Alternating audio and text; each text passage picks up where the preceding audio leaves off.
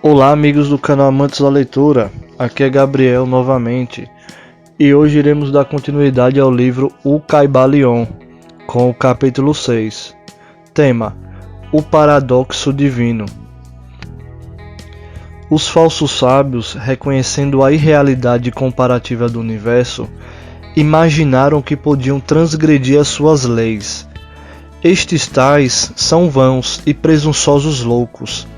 Eles se quebram na rocha e são feitos em pedaços pelos elementos por causa da sua loucura. O verdadeiro sábio, conhecendo a natureza do universo, emprega a lei contra as leis, o superior contra o inferior, e pela arte da alquimia transmita aquilo que é desagradável naquilo que é agradável, e deste modo triunfa. O domínio não consiste em sonhos anormais, em visões, em vidas e imaginações fantásticas, mas sim no emprego das forças superiores contra as inferiores, escapando assim das penas dos pianos inferiores pela vibração nos superiores.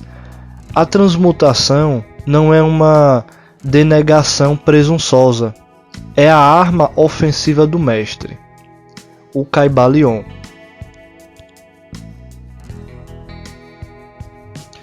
Este é o paradoxo do universo, que resulta do princípio de polaridade que se manifesta quando o todo começa a criar. É necessário prestar atenção, porque isto estabelece a diferença entre a falsa e a verdadeira sabedoria. Enquanto que para o todo infinito, o universo, as suas leis, as suas forças, a sua vida e os seus fenômenos são como pensamentos presentes no estado de meditação ou sonho. Para tudo o que é finito, o universo deve ser considerado como real, e a vida, a ação e o pensamento devem ser baseados nele, de modo a concordar com um preceito da verdade superior. Cada qual concordando com o seu próprio plano e suas leis, se o todo imaginasse que o universo era verdadeira realidade, desgraçado do universo, porque ele não poderia subir do inferior ao superior. Que a deificação, então o universo ficaria fixo e o progresso seria impossível.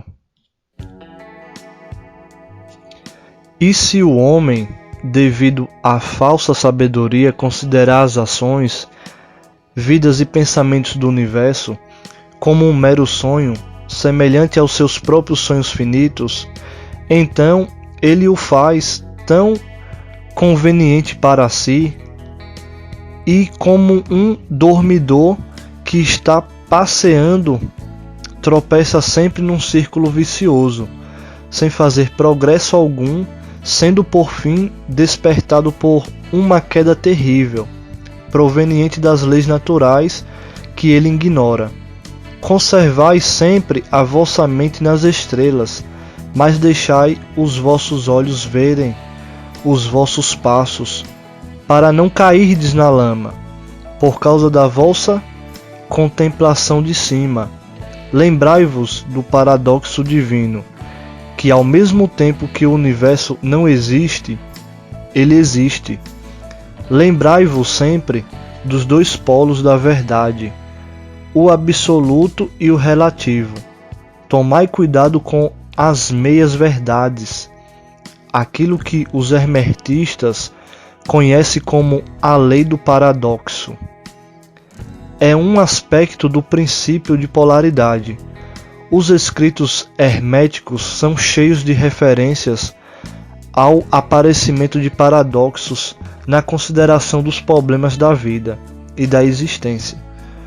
Os instrutores previnem constantemente os seus discípulos contra o erro de omitir o outro lado de cada questão, e as suas admoestações se referem particularmente aos problemas do absoluto e do relativo, que deixam perplexos todos os estudantes de filosofia.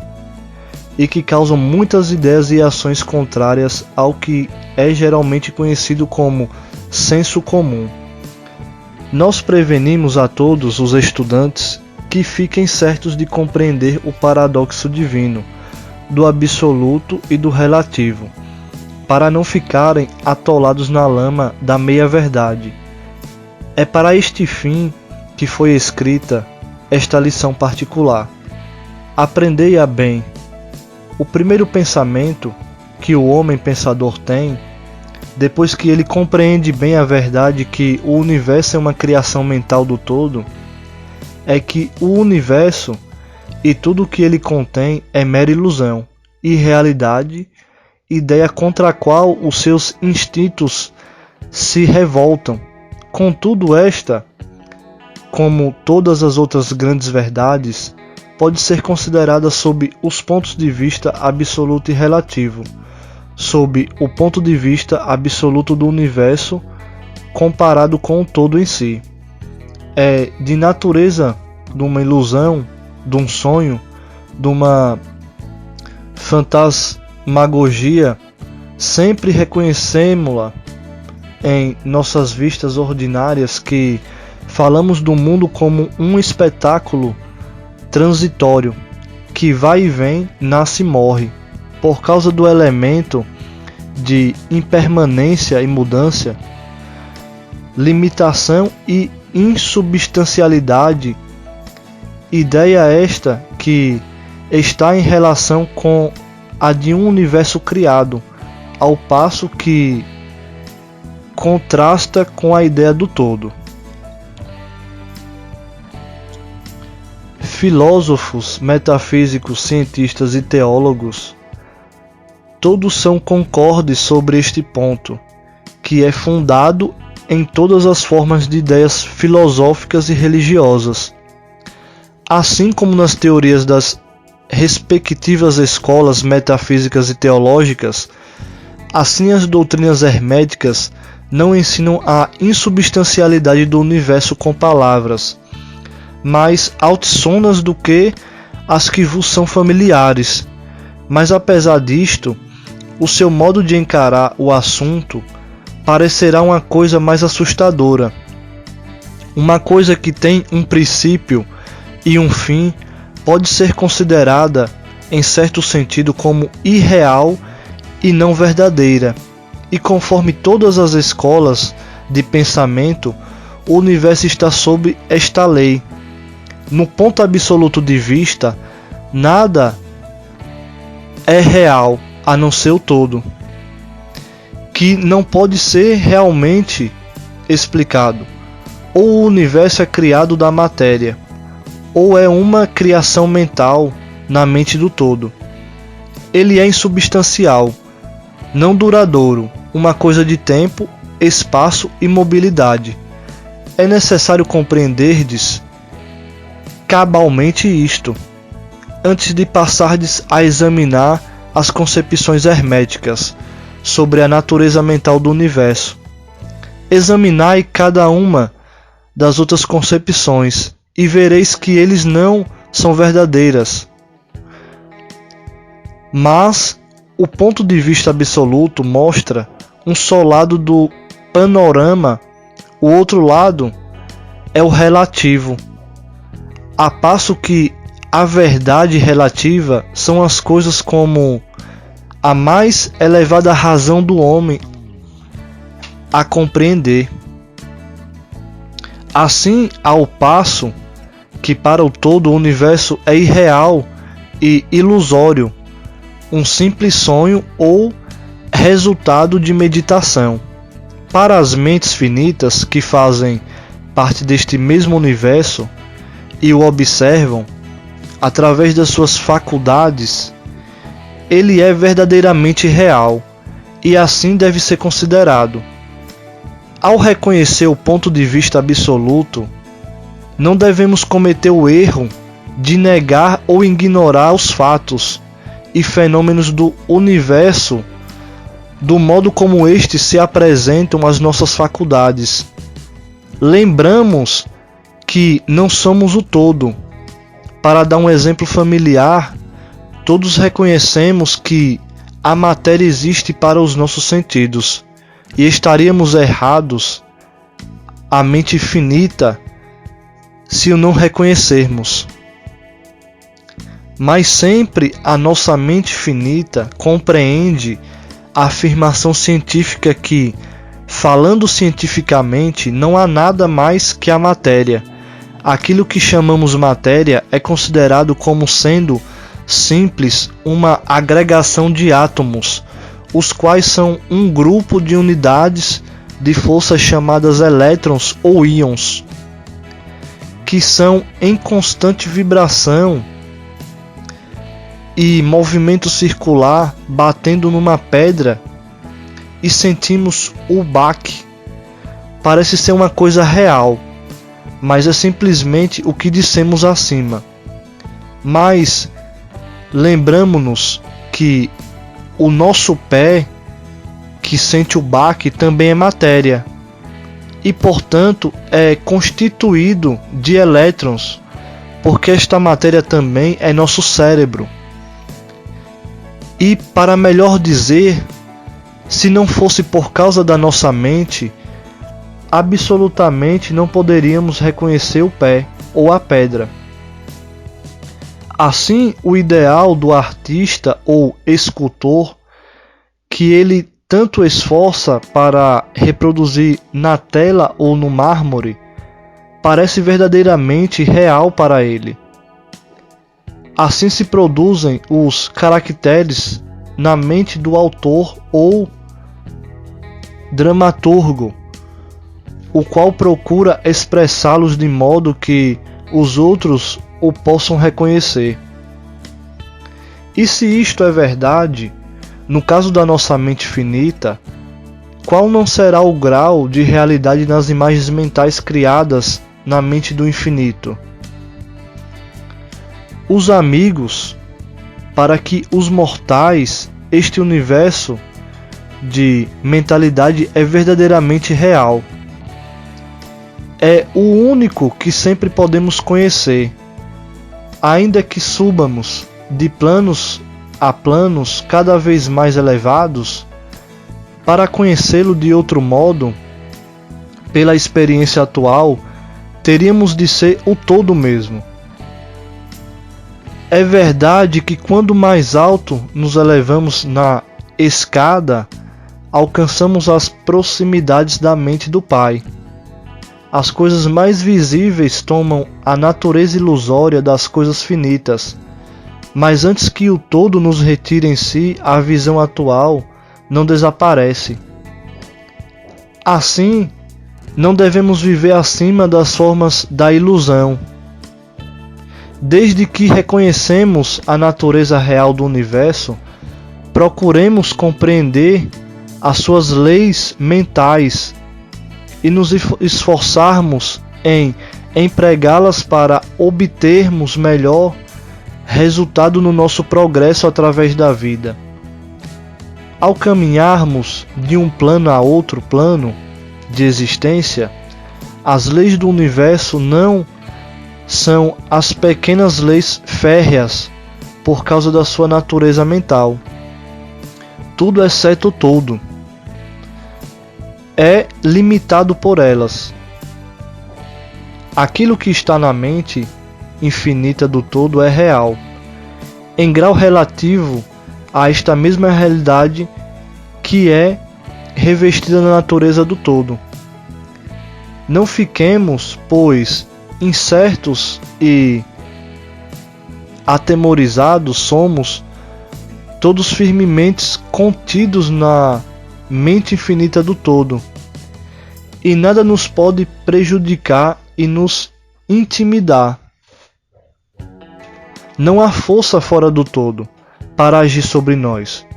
Podemos, pois, ficar calmos e tranquilos. Há um mundo de conforto e tranquilidade nesta realização, depois de atingida. Então, calmos e tranquilos, repousaremos, embalados no berço do abismo, ficando sem perigo no seio do oceano da mente finita, que é o todo no todo. Moveremos, viveremos e teremos nossa existência. A matéria não é para nós a matéria inferior. Enquanto vivemos no plano da matéria, apesar de sabermos que é simplesmente uma agregação de elétrons ou partículas de força que vibram rapidamente e giram umas ao redor das outras na formação de átomos.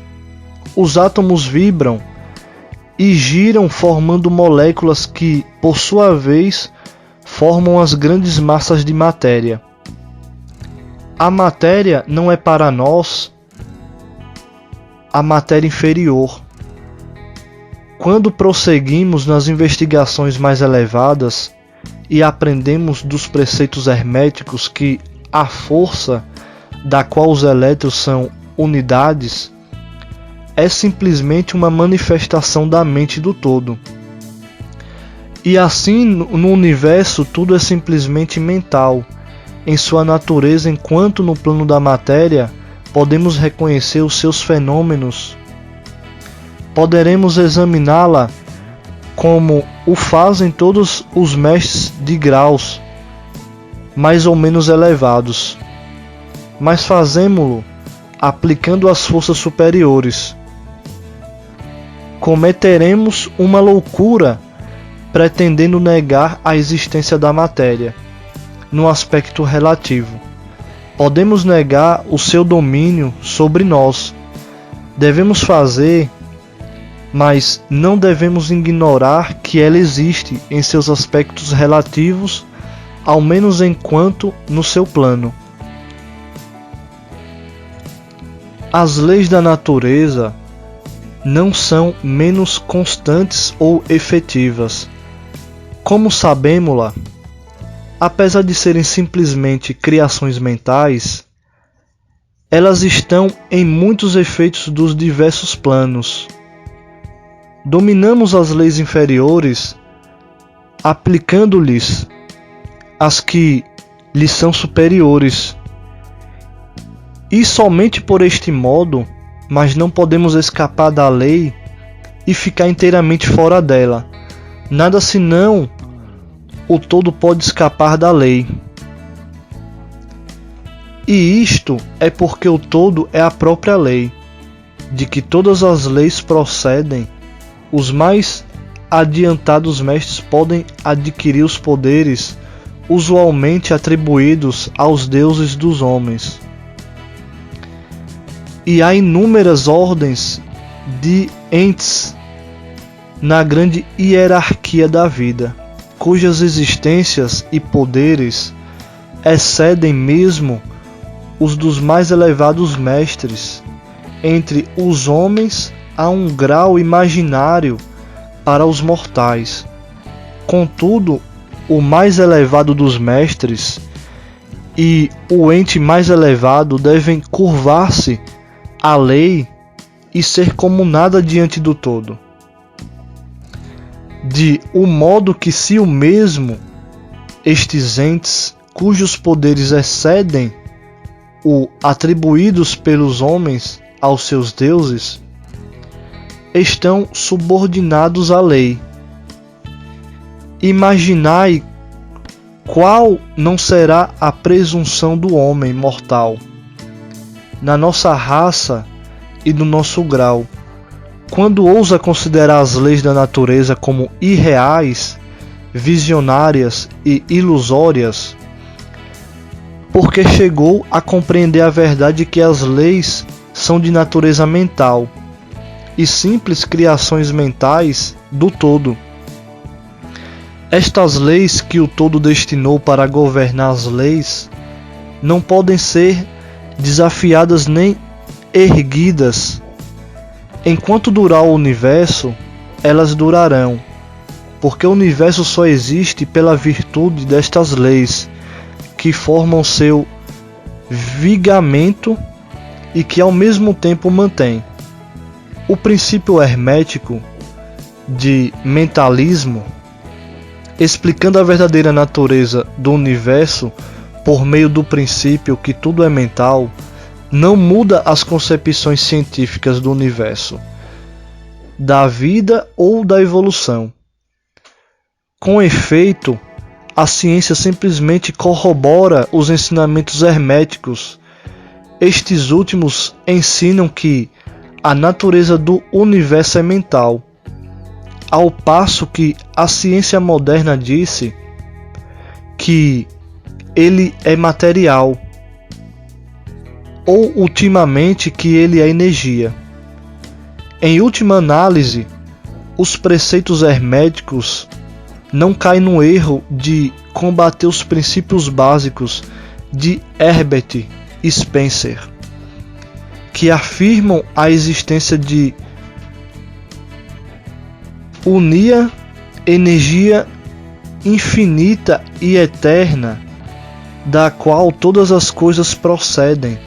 Com efeito, os hermetistas reconhecem na filosofia de Spencer a mais elevada exposição das operações das leis naturais que foram promulgadas até agora.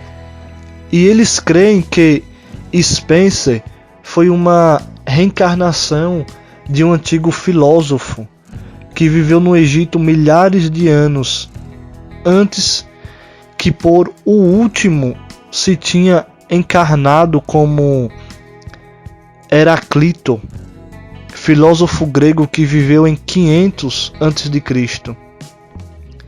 E eles consideram esta ideia da energia infinita e eterna como partindo diretamente da linha dos preceitos herméticos, sempre com o acréscimo da sua própria doutrina, que esta energia de Spencer é a energia da mente do todo.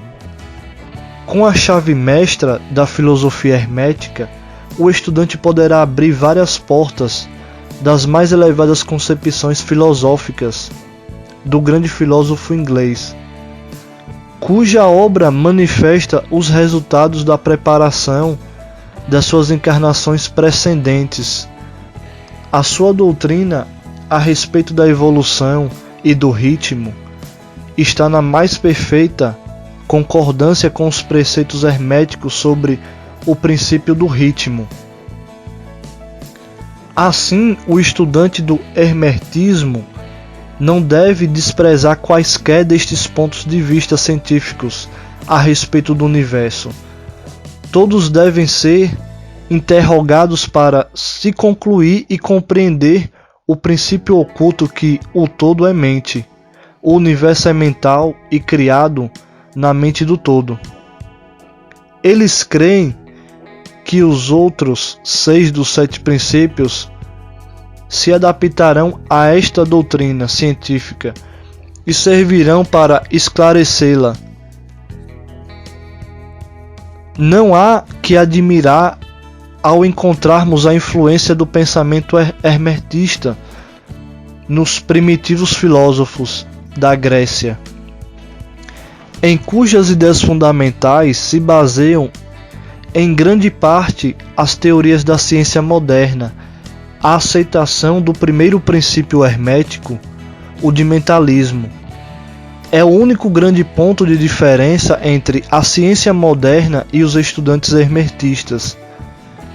Mas a ciência se dirige gradualmente para o lado dos hermetistas nas suas apalpadelas no meio da escuridão, para encontrar um caminho de saída do labirinto em que vaga nas suas pesquisas pela realidade.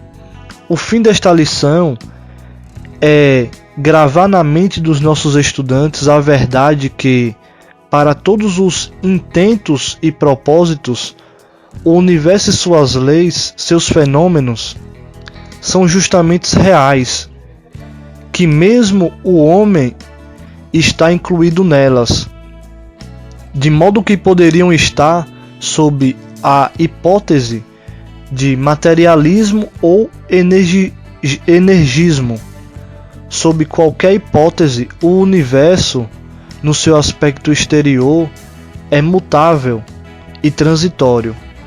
E por isso, sem substancialidade e realidade, mas notai o outro polo da verdade. Sob qualquer das mesmas hipóteses, somos compelidos a agir e viver como se as coisas transitórias fossem reais e substanciais. Há sempre esta diferença entre as diversas hipóteses que, sob os velhos pontos de vista, o poder mental era ignorado como força natural, ao passo que, sob o mentalismo, ele se torna uma grande força natural. Esta diferença revoluciona a vida daqueles que compreendem este princípio. As leis dele resultam e as suas práticas, de modo que todos os estudantes devem compreender as vantagens do mentalismo e aprender a conhecer, usar e aplicar as leis que dele resultam. Mas não devem cair na tentação que, como diz o Caibalion, domina os falsos sábios e os deixam hipnotizados pela aparente irrealidade das coisas, tendo como consequência eles andarem para trás como desvariados, vivendo num mundo de sonhos, ignorando o trabalho e a vida do homem, sendo o seu fim. Quebrarem-se contra as rochas e se despedaçarem pelos elementos, por causa da sua loucura. Em primeiro lugar, vem o exemplo do sábio, que a mesma autoridade estabelece do mundo.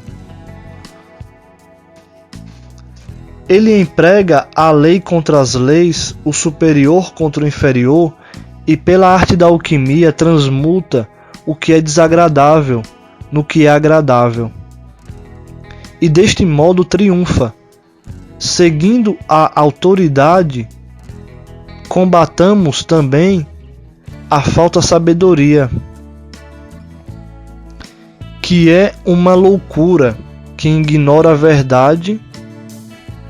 O domínio não consiste em visões e sonhos anormais, em vida e imaginações fantásticas, mas sim no emprego das forças superiores contra as inferiores, escapando assim das penas dos planos inferiores,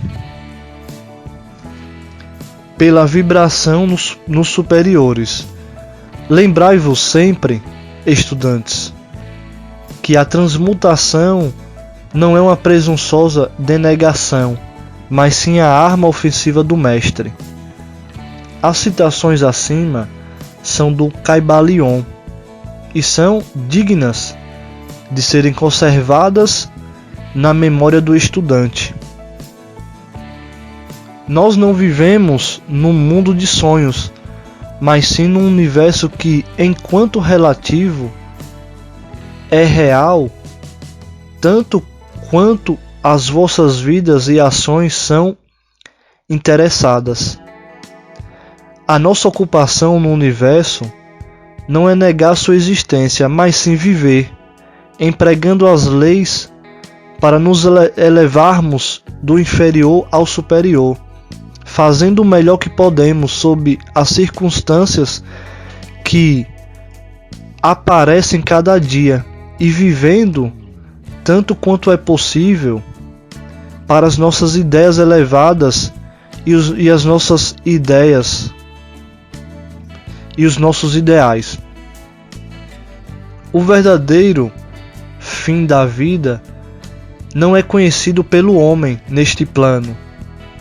As maiores autoridades e a nossa própria intuição dizem-nos que não cometeríamos erro vivendo do modo melhor que pudermos.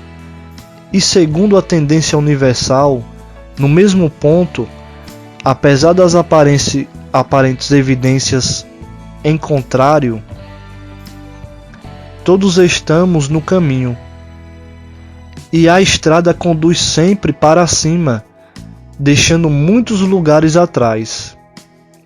Lede a mensagem do Caibalion e segui o exemplo do sábio, fugindo do erro do falso sábio, que parece por causa da sua loucura. Final do capítulo 6. Se você é novo por aqui, inscreva-se, curta, comente e compartilhe, e fique a par de todos os lançamentos e novidades que trazemos aqui para o canal. Um grande abraço a todos, fiquem com Deus e nos vemos no capítulo 7. Tchau, tchau.